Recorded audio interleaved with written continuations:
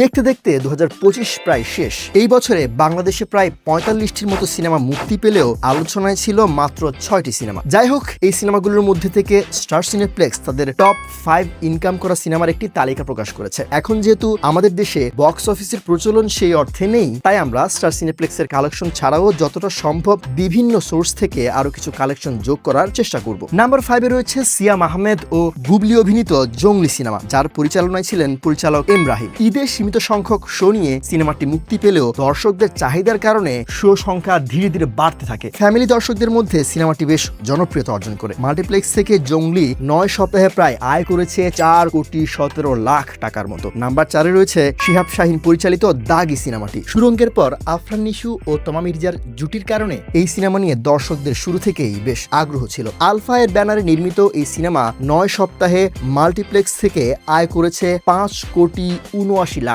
টাকা। তবে বিভিন্ন সোর্স থেকে উল্লেখ করা হয় যে দাগি সিনেমার বাজেট ছিল 4.5 কোটি টাকা এবং মুক্তির 4 সপ্তাহের মাথায় এই সিনেমাটি ওভারঅল গ্রস কালেকশন মানে মাল্টিপ্লেক্স ও সিঙ্গেল স্ক্রিন মিলিয়ে 7 কোটি টাকার মতো আয় করেছিল। নাম্বার 3-এ রয়েছে তানজিম নূর পরিচালিত সিনেমা উৎসব মুক্তি পেয়েছিল ঈদুল আজহায়। গুরুত্বপূর্ণ চরিত্রে অভিনয় করেছিলেন জাহিদ হাসান, সৌম্যজ্যোতি ও সাদিয়া আইমান। অতিথি চরিত্রে ছিলেন আফসানা মিমি, চঞ্চল চৌধুরী, জয়া আহসান, অপি করিম, সুনেরা সহ আরো অনেকেই। 21 সপ্তাহ মিলিয়ে উৎসবের মাল্টিপ্লেক্স গ্রস ছিল 9,26,00,000 টাকা। সিনেমাটি দেশের বাইরে মুক্তি পায় 20 জুন। 17 দিনের হিসাব অনুযায়ী শুধু নর্থ আমেরিকা থেকে আয় করে $1,46,000। অন্যান্য বাজারেও এই সিনেমাটি ভালোই আয় করেছে। সিনেমাটিকে স্টার সিনেপ্লেক্স 3 নম্বরে রাখলেও অনেকের মতে সিনেমার বাজেট অনুযায়ী যে পরিমাণ আয় করেছে সেই অনুপাতে এটি 2025 সালের ব্যবসা সফল সিনেমা। আপনার কাছে কি তাই মনে হয়? অবশ্যই জানাবেন। নাম্বার 2-এ রয়েছে মেগাস্টার শাকিব খানের তাণ্ডব। ঈদুল আজহায় মুক্তি পেয়েছিল শাহরিয়ার শাকিল প্রযোজিত এবং রায়হান রাফি পরিচালিত এই সিনেমা। তাণ্ডব শুরুর দিকে দর্শকদের মধ্যে